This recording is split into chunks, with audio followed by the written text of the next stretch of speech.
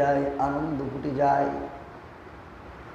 কারণ নবী করিম সাল্লাল্লাহু আলাইহি ওয়াসাল্লাম রবিউল আউয়াল মাসে দুনিয়াতে আগমন করেছে। এই রবিউল আউয়াল মাসের 12 তারিখে, কেউ কেউ বলে 12 তারিখে আমার নবী, মায়ার নবী, দয়ার নবী দুনিয়াতে আগমন করেছেন, জন্মগ্রহণ করেছে। বলতে পারেন হুজুর রবিউল আউয়াল মাসের 12 তারিখ কেন আপনি বললেন? মানুষ বলে তাই বললাম। ভাইরা আমার, বন্ধুরা, বড় বড় মুহাক্কিক ওলামায়ে কেরাম যারা আছেন, মুহাক্কিক ঐতিহাসিকগণ যারা আছেন, তারা বলেন রবিউল আউয়াল মাসের 12 তারিখে মায়ার নবী, দয়ার নবী দুনিয়াতে আসছে। এই কথাটা ঠিক নয়। কি নয়? ঠিক নয়। কারো কারো মতে কেউ কেউ বলেন রবিউল আউয়ালের 8 তারিখে নবীর আগমন ঘটে।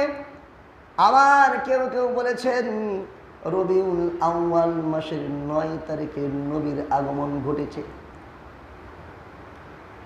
এটা কেমন ভাবে? কারণটা কি প্রশ্ন করতে পারেন হুজুর?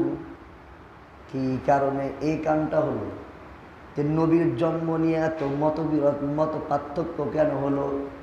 ভাইরা আমার, বন্ধুরা, ঐতিহাসিকগণ বলে এখন থেকে নিয়ে যদি পিছনের দিকে তুমি গুনতে শুরু করো, তাহলে রবিউল আউয়াল মাস 12 তারিখ সোমবারে মিলবে না।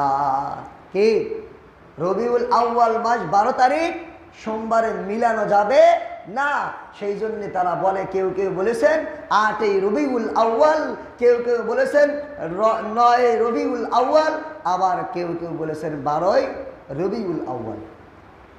এখন আবার প্রশ্ন করতে পারেন হুজুর, রাসূল করিম সাল্লাল্লাহু আলাইহি ওয়াসাল্লাম সম্মানিত একজন ব্যক্তি, তার এই জন্ম তারিখ নিয়ে এত মতবিরোধ, মত পার্থক্য কেন হলো?